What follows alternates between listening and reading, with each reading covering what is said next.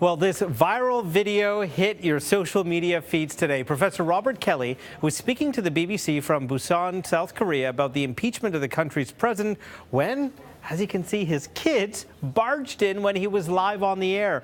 Now, if you haven't seen or heard it, get ready for a belly laugh. No, I would argue that this is a triumph of democracy. Scandals happen all the time. The question is, how do democracies respond to those scandals?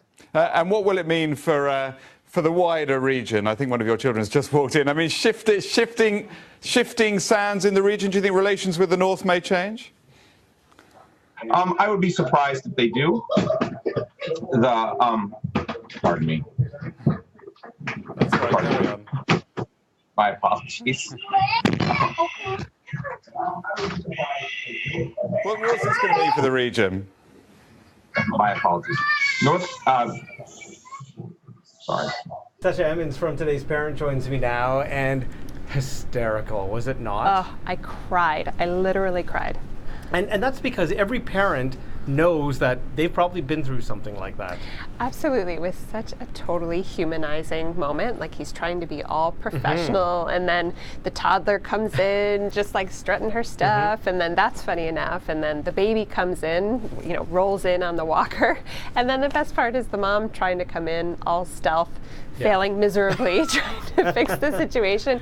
And then his expression where he's just trying really hard to just hold it together and not laugh and not lose it just was hilarious. Every parent can relate to trying to balance your professional self with your mommy and daddy self. So this played out for the world to see, but we know that this happens in probably thousands of homes every day where, you may not, you may work outside of the home, but you bring some work home with you, and you're on the phone maybe with a client, and you can hear the kids screaming or having a tantrum in the background. So do you think society is just sort of accepting this now, that this is just part of everybody's life?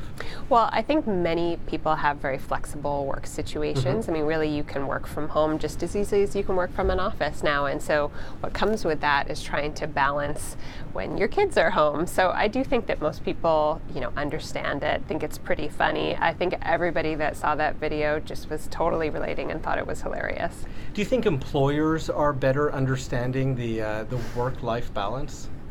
I think so. I think sometimes that stuff like that just happens, and if it allows them to get their work done during hours that make more sense for them, gives them a better balance, they'll be a happier employee. Now, so many of you commented about this awkward moment on our City News Facebook page. Here's Amanda, who really sums up the whole experience by saying, that's the whole parenting experience in just one video. Next, we go to Sarah here, who says, this made me laugh so hard, having 4 little kids myself at home and a husband that takes business calls. The lady that came in the room reminded me of myself trying to keep the kids away from him. Next, we have another Amanda who says, OMG, I work from home as well, and this is so real life with 4 exclamation marks.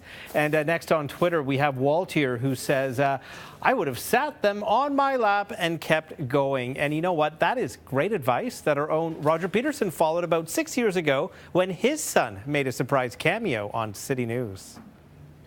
And if you're not sure where to go for St. Paddy's Day tomorrow, Safia Kambalia has the answer. She's looking ahead to tell you. Okay, sorry. Gord, here's my son. The Leafs got a win in Carolina, right? I was trying to keep them hidden, but if they don't win, you got to kiss them goodbye, their chances of the playoff hopes, right? Now sit back to Gord. I think Sonny wants his allowance, Roger. Better come up with some cash. I hope I'm not fired over this one, Gord.